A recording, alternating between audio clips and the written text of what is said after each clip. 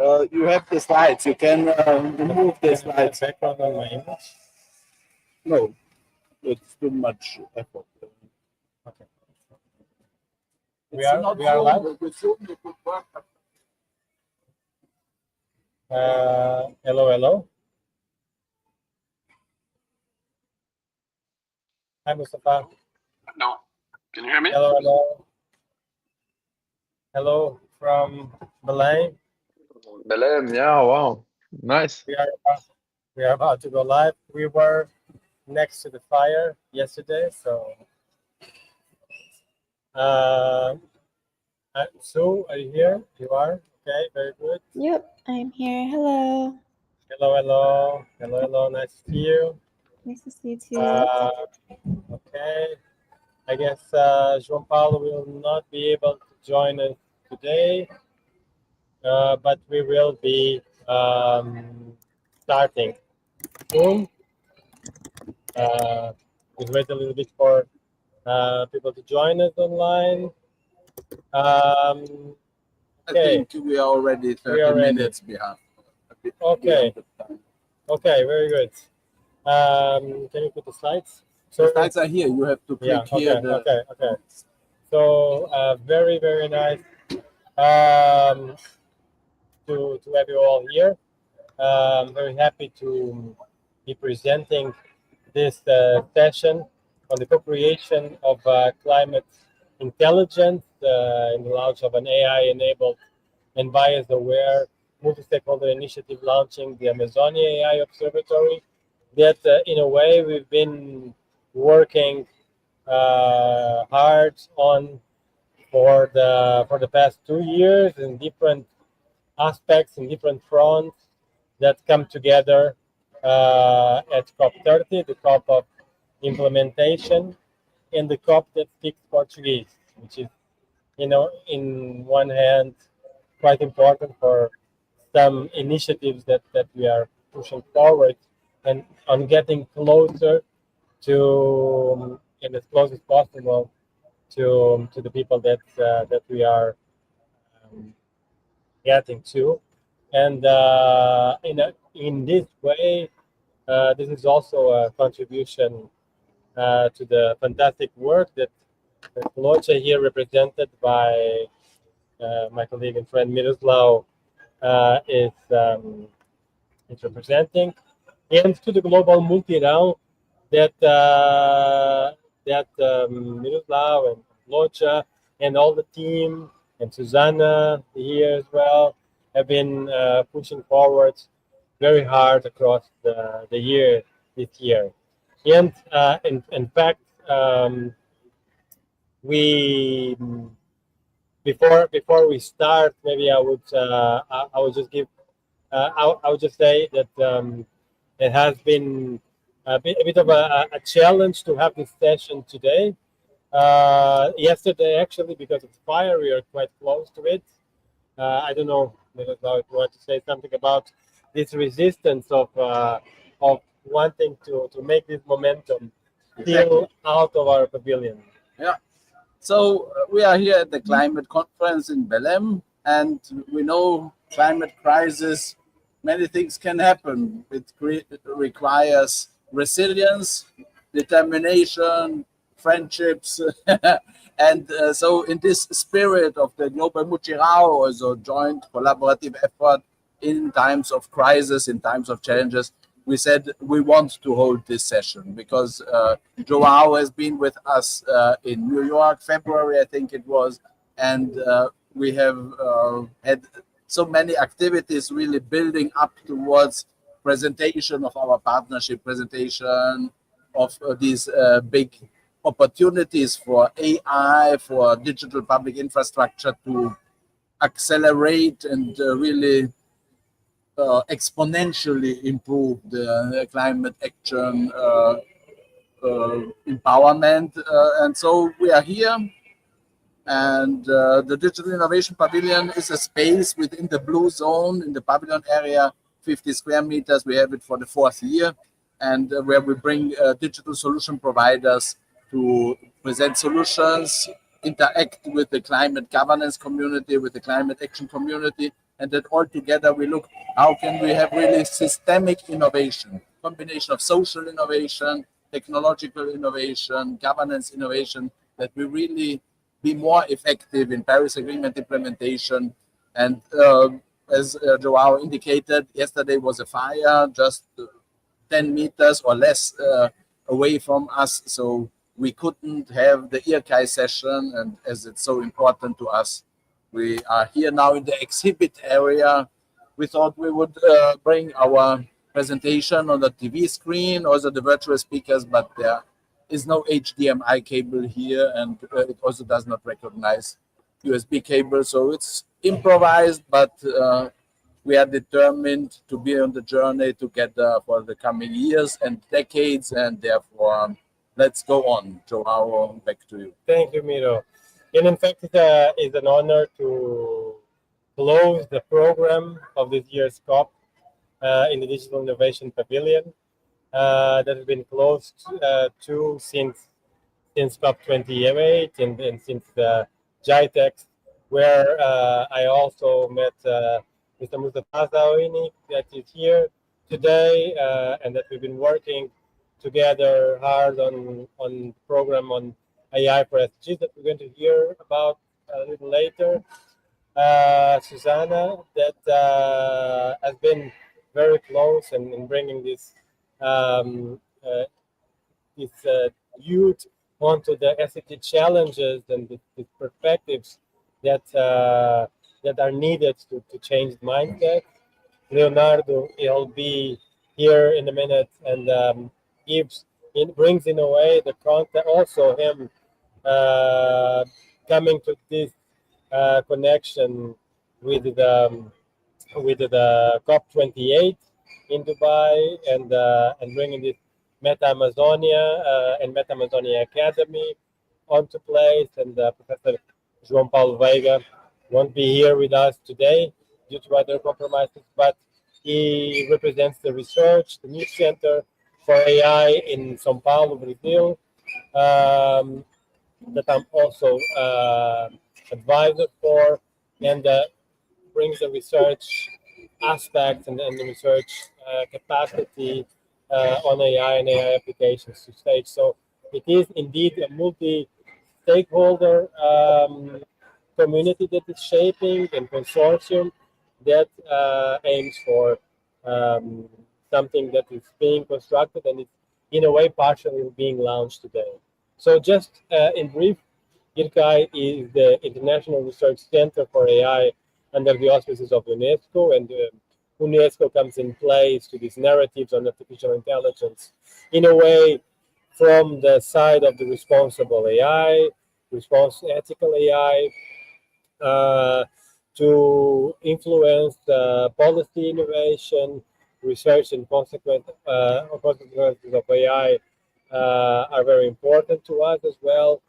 Education programs, financing programs, capacity building has been always important, and here we have a lot of experience and a lot of work being done to stand and support this global network of AI competences and technologies and infrastructures that are being built and shaped with AI competitions and through a larger Nexus network of experts on private and public sector on AI for the sustainable development. And this brings first, in a way, the capability of coming up with observatories, data-driven observatories that are using AI as an enabler to work the data out and to be actually impactful locally, capturing global and local data, some of it open. Maybe the first emblematic AI for SDGs observatory that fed the initial program on the GITEX Africa was this NIADES SDG6 observatory that explored different questions on floods, on water sustainability, and water sanitation, community that are quite important and quite drastic, and give rise to other, let's say, initiatives in this aspect by the UNESCO, focusing on landslides and on climate change resilience, and how can we use the data that we have, and how can we use the knowledge that we can capture today to explore the impact and the good practices and pass them over and being, in a way, multi-capacitating. So the Meta Amazonia AI Observatory is something quite new that brings this knowledge now to the forest. But Amazonia is not just the forest. It's the forest, is the communities, is the cities, and is all these different aspects that are relevant for the climate change resilience narrative. It's not just trees. And here we are exploring the local data, understanding what are the different aspects coming from news worldwide and local news as well on the main aspects that refer to Amazonian priorities and bioeconomy, for example, and deforestation, and how is the public opinion being expressed through these news venues, and on the other hand, how is the narratives on sustainability being addressed, and how much can we actually understand on the quality of information, on fake news? Is this even possible? And we're bringing this capacity over more than 60 languages using machine learning methods like text similarity, also sentiment analysis, and exploring that, putting in the hands of everybody to see and understanding also from that knowledge the main topics that that on the of AI impacting Amazonia topics can be explored. What are those subtopics? What are those areas that become relevant and construct these indicators from this open knowledge and open discussions forums too? And it's also very much important, particularly now in this era of climate change resilience, to be supported by the research, the published science, the patented technology, and also to see the evolution of that science and how concepts gain momentum, what are the trends, what are the connections, and how can this be depicted using AI, using machine learning methods, using clustering, to look into these connections between topics, connections between communities, and how can this move us forward to actually be able to understand a little bit better, not Amazonia itself, not Amazonian context, but what we know about it, and how can we actually explore it further in the best way. And then another important aspect of it is definitely who's doing what, and how can we connect and how can we participate. And so mapping this entrepreneurship on that uses AI for sustainable development, and that relates somehow with topics that are priority topics that are depicted from the knowledge, then we aim to construct this community of AI technologies that can make a difference. We are moving forward with the new models that are not launched yet. The other ones you've seen, they are already, you can already try them out. This is the official launch here with Glocha on the AI Amazonia Observatory. But there's quite an important side on regulation, AI regulation, applications of AI regulation. Regulation can be a vehicle to make innovation more dynamic, push it forward, and that's what we're going to do. And that's how we are looking at it and mapping it through time to the different SDGs, measuring it and depicting knowledge from how can we use it to better push forward our ideas. Then, of course, open education is then taking a very important role. That's quite a relevant side from the work of IRCAI.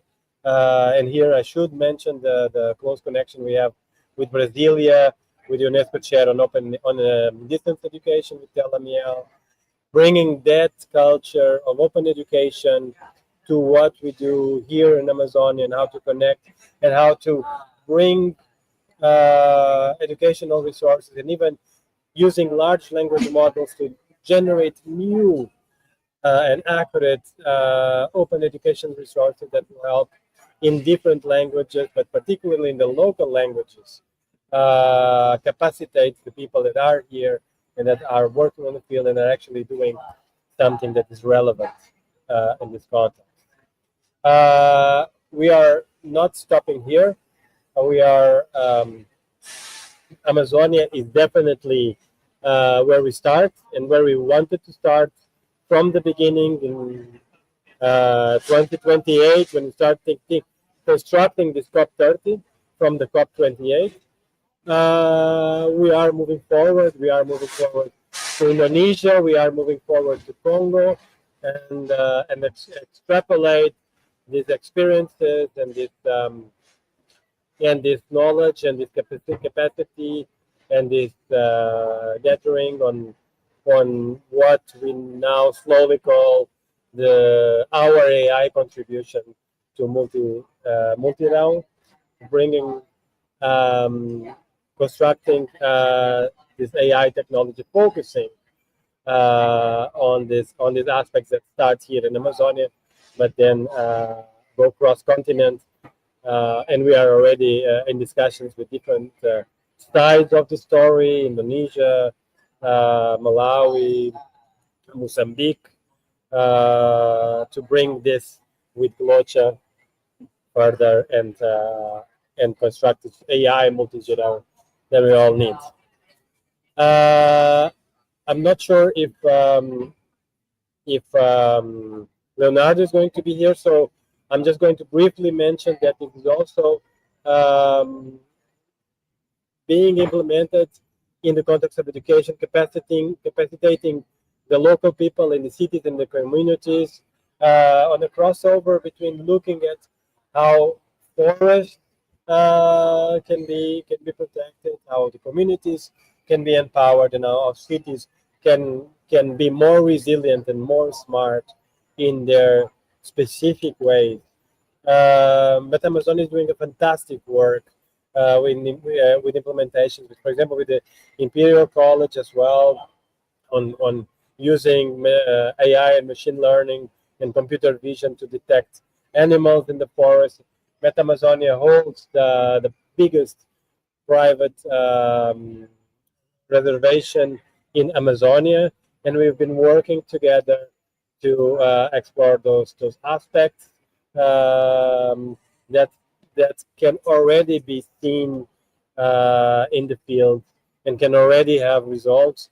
For example, on bringing educational program on AI for sustainability for the local people, and to bring those capacities to all that everybody that needs in a very congruous way, where MetAmazonia AI Observatory will really fit and really bring something supportive and new.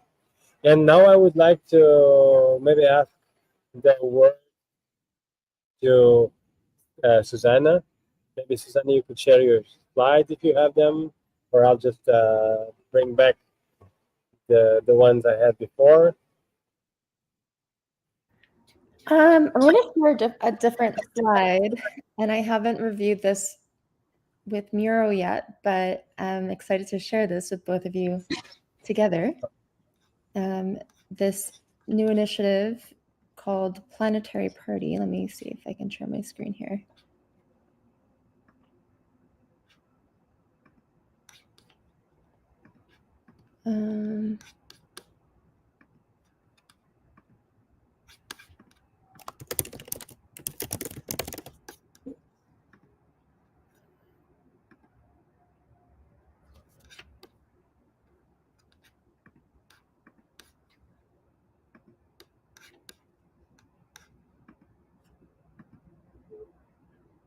Okay, are you able to see this? Yes.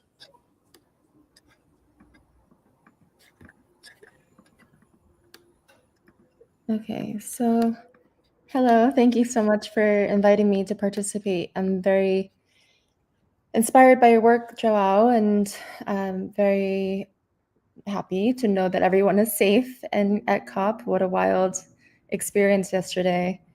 And I know that those kinds of experiences only makes us stronger, more resilient, and it's such a testament to what we're experiencing on a macro level, at the micro level, and how communities ought to come together to care for one another and make sure that we're safe and share resources in the face of crisis. And you know what? My name is Susanna Cho. I serve as the Director of Innovation for GLOCHA New York, and also the founder of the Bioregional Embassy, which is a new organization, really a diplomatic agency in service of the future that has yet to arrive. I see bioregionalism as a really critical pathway to peace, to facilitate cooperation across nations, across states, across municipalities, for trans-border issues that we're going to face, which we're already facing, like floods and fires and things like COVID, and our food systems that are relying on our soil health.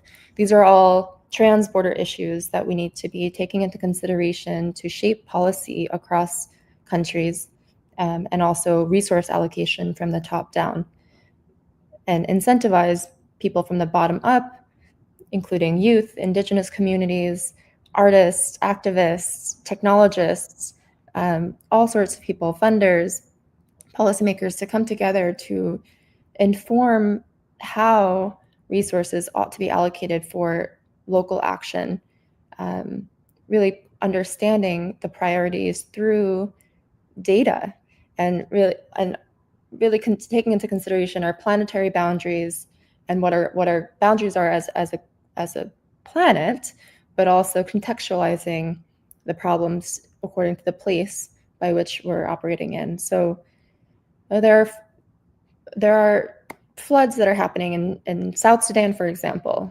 and there are so many issues that are trans-border, that requires multiple departments and agencies and countries to work together, but there aren't clear data standards and protocols for the interoperability across these different entities. And so something that I'm working on through the Bioregional Embassy is to standardize this kind of data so that it could be more interoperable, and then also to hold the representation of bioregions, which may transcend borders, to come together as in a planetary forum where these representatives of bioregions can inform our current leaders within this existing system, like the UN, on priorities to shape policy. And so that's just like a little bit of context of where I'm at right now. But the Planetary Party is a new initiative that we're launching. It's really exciting because this is going to be a movement that engages the youth and engages people all around the world to participate in a way that's more joyful, inspiring. Right now, so many people are scared and lost on how to take action, where to begin, don't know how to find others who they align with and that they resonate with. And we need to make this time of crisis more accessible for people to participate in becoming the agents of our future instead of victims of the past. And so the Planetary Party, it's a play on the word party, like a political party, but also can potentially become like a political party where people have an allegiance to the planet, allegiance to planet Earth, instead of their one country. But I think we need to become global citizens and really care and steward our commons together. But the Planetary Party is also a real party, a festival, a gathering that will be self-organized all around the world across these bioregions to surface people who are wanting to participate in the movement. And we're going to create these localized flow funds, which will be pools of capital that these communities will determine how to allocate together. And this will be through data, through civic assemblies, through organized gatherings that incentivize people to work better together on the ground instead of competing to solve problems and competing for funds. This will incentivize more cooperation and collaboration. We're experimenting this model in a few different bioregions right now around the world. You can see that in this screen. Cascadia is in the Pacific Northwest that shares the border of the US and Canada. Northeast Turtle Island, that's a very local area of the US, the Northeast area, which includes New York, New Jersey, Vermont, Maine, New Hampshire, Massachusetts, Delaware. It goes all the way down to DC as well, and Virginia and Maryland. These other areas we're identifying the specific bioregions, but that spans across Colombia, Mexico, Jamaica. There are so many groups all around the world who are starting to self-organize in this way and identify with their bioregion instead of the city or the state that they live in, because we have to understand where our food comes from and where our water comes from. And when people can relate to their ecology and the place in which they inhabit and the life that they share with all the other flora and fauna, it allows us to recognize not only our shared humanity, but the shared life amongst our other kin.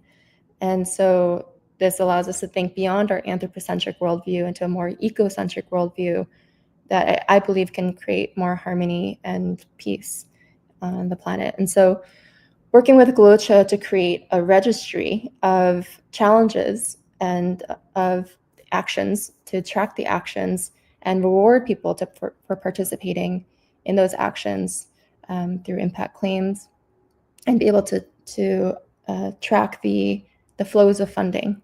So really excited about the intersections here. And I think that this can also speak to the collective action that the Global Mutirao is launching, because this is all about collective action, but creating a really clear framework for how to measure that action and create a protocol that can be easily replicable and shareable across these different areas around the world. Thank you so much. Fantastic work, fantastic ideas, and definitely something that we are really looking forward to hear more and engage more. Very happy to be part of this and to contribute to this, which is possible. To have this on stage on our AI Observatory Lounge, and I'm now would move the stage to my Canadian friend Mustafa, and also the picture onto what is the education on AI for sustainability will impact and influence and capacitate entrepreneurship of all sizes and forms to this context. Mustafa, that has been walking through Amazonia for days, don't know if he's going to tell about that story, but to know well what we're talking about. Please go ahead. Thank you, Joao. Do you have to share some screens or slides, or should I do that? Will you share slides? Yeah, that would be cool. Well, thank you, Joao, and thank you, Miroslav and Glocha, for. It's a real pleasure to join you, even though it's remote. Indeed, I've been a few times to Brazil and a couple of times in that region, and the soul searching, and I like also what you said around the intersection, because indeed, a lot of intersection on a personal level, but also on what we do, and from Africa to Amazonia. As you said, the young people in particular, this is our interest here, face very similar climate pressure, very similar challenges, but also they hold some really extraordinary potential to build solutions. And today I wanted to share a little bit about actually, if we, how youth can accelerate the SDG impact with some examples when they are given actually the tools to turn those ideas into real AI solutions. So if I go to next slide, or I don't know if you're able to share there. We don't see your slides. You have to go to the plus. Now it's not there. So from Joao, should I share it? The plus. You have to press the plus, and then going up slides. All right, okay. Or you share your screen, and then you can. I'll do that. There you go. Yeah. I think I will share my screen. Can you see my screen now? Not yet. There you go. Yes. Now it's coming. Nice. Yeah. Maybe let me do a full view. There you go. Yeah. Yeah. But it's not full screen yet. Not full screen yet. Yes, I'm done. There you go. Yes, now it's good, right?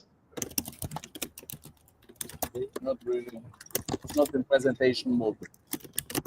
Yeah, it's in presentation mode for me. I don't know if you can see it too.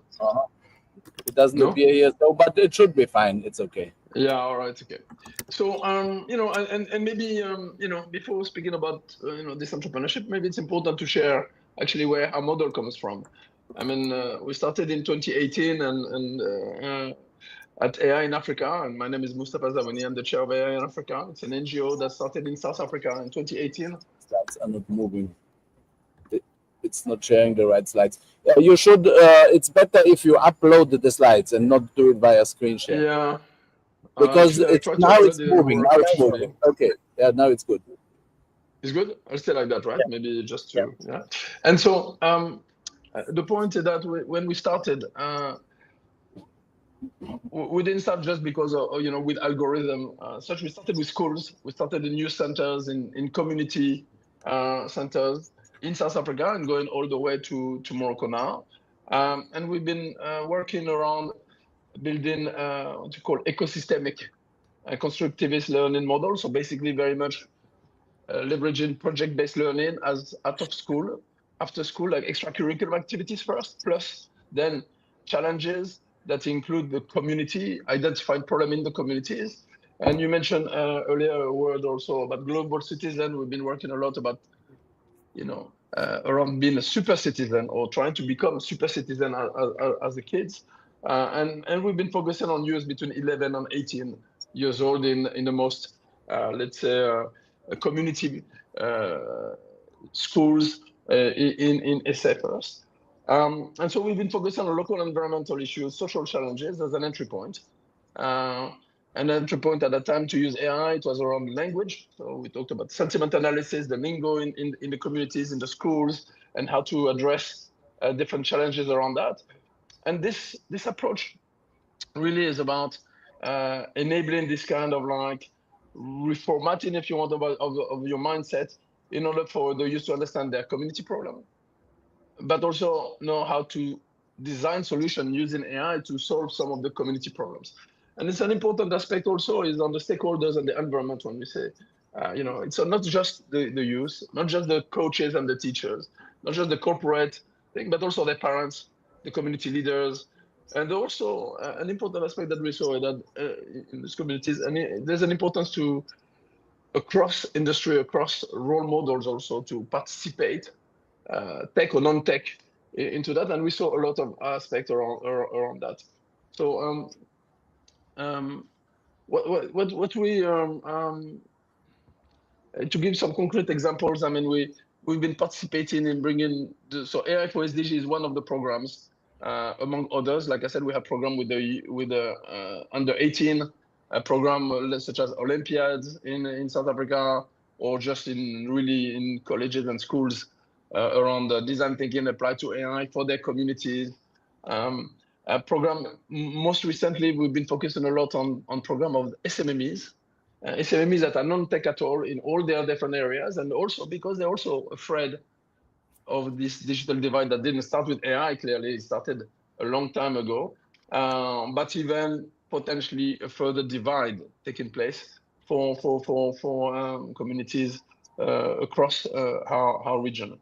And so in this specific program, we bring youth, and we have examples, and we partner with GITEX for the ecosystem, let's say, to show that at the end. But it's a program that takes 4 to 5 weeks across different youth, different students, that build climate-focused prototypes. Some very technical, such as AI models predicting water scarcity, pollution and hydrology risk detectors, community water dashboards, early alert systems using social signals and so on.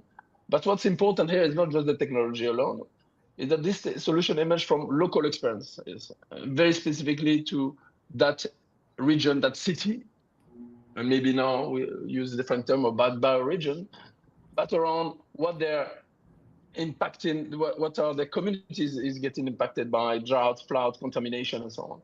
And so they really use their transformed lived reality into actionable AI tools. And today the tools enable you to wider the community that can use them, right? And we talked earlier about LLM. So examples of water, as you said, but examples also we run this year an AI for sustainable city challenges. Here they created flood detection systems using from social media, sustainable mobility assistance, waterborne disease prediction models, ethical city information agent using local languages. And the local language is an important aspect, and even some of how startups showcasing in other regions. One of the things that we are focusing a lot is from Madagascar to Morocco to South Africa or Nigeria. The dialect, and we see a lot of startups, a lot of projects around really focusing on that dialect. And it's not just because of some of the large tools, but because because some of these dialects are also not really formally written, or not enough literature sometimes to actually train the models.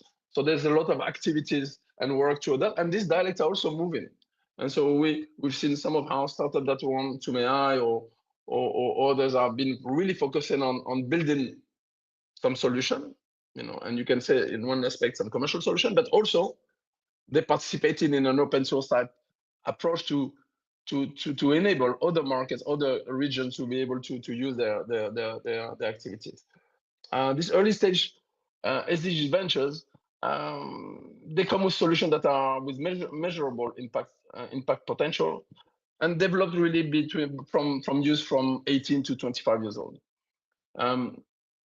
Yes, I mean, this moment matters. They show young people collaborating, designing, testing with confidence. And this is one of the aspects that we also been trying to bring in the under 18, is that ideas are ultimately we see kids that come with ideas or sentences such as, "Oh, I did not know I was creative," right? So what we've seen is that with less bias, they're actually much more creative in some of the region. Now we need to enable them to actually to use these tools to be able to address that. Another aspect, I mean, and of course, this some of these events we still have in 2026, and we invite you to participate, to collaborate in some of those. here's some example, like I said, around the multilingual dialect support, or else. But why does it matter really for conversation such as now we're discussing on Amazonia? And because many of these climate challenges that the youth are solving, whether water management, urban resilience, and so on, are also priorities everywhere. And I like this, as you mentioned, this intersection really between the region and how we can collaborate between Africa and Amazonian youth collaboration, where each region brings its own data. And that was another important aspect that we also, because this solution are built on local data and local needs and creativity, sharing only one essential goal, which is sustainable development driven locally. And this is an important aspect for us in that concept.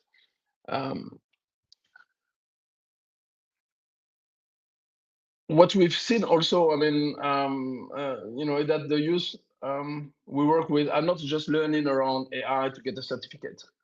They're using really from the young age AI to design practical, ethical, community-driven solutions that they are proud of. Some of them are, and this is a challenge now, to accelerate some of those into sustainable projects. And I think this is really the real meaning of SDG entrepreneurship. It's not just about a startup alone.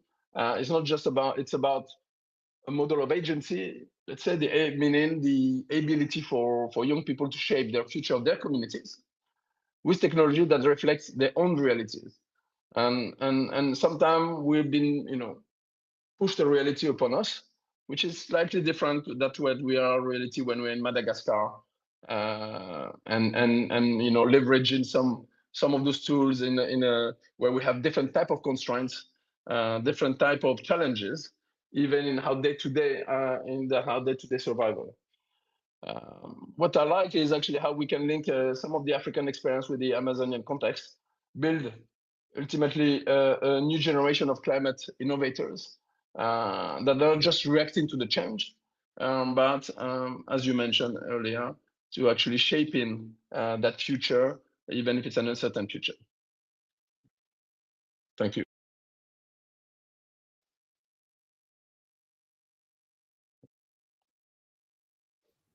Thank you, Mustafa. And definitely, this really shows how sometimes the sum is bigger than the whole, and how this new world that we're creating for tomorrow is built of these small and local parts, customized and that know the problems, that know the data, to bring it to a global stage, and to eventually bring the needed contribution for the planetary party that Susanna brings in a more communitary way, based on exchange and AI enabled by itself, not needing so much the supercomputers of only some, but rather the skills and the needs and the knowledge that is much more relevant than a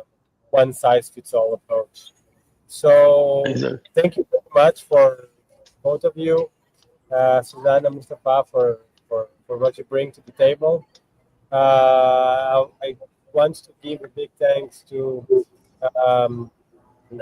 our colleagues in the Center of AI in the University of São Paulo, that have been doing very important work, that we'll have other opportunities to talk about and communicate in regards to research that makes the basis of this, and also legal aspects, extrapolation, and to Leonardo and the MetAmazonia AI initiative and academy that will bring a new stage to all this, in where we are all going to be participating actively, constructing the COP30 after the COP30, because it doesn't end here, it starts here.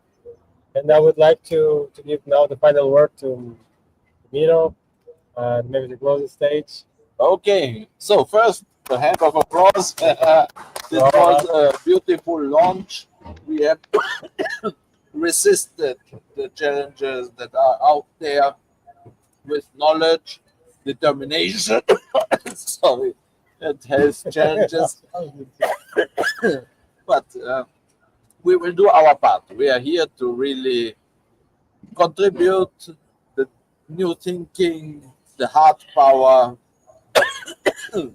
and yeah, congratulations and upwards and onwards. The journey is only beginning. Journey is definitely only beginning, and we are already staging next steps. So let's keep in touch and stay tuned. Sounds good. Thank you so much. Thank you. Congratulations. Congratulations. Great to see you. Thank you for including us. Great moment. Thanks, everybody. Bye. Thank you. Bye. Thank you. Soon.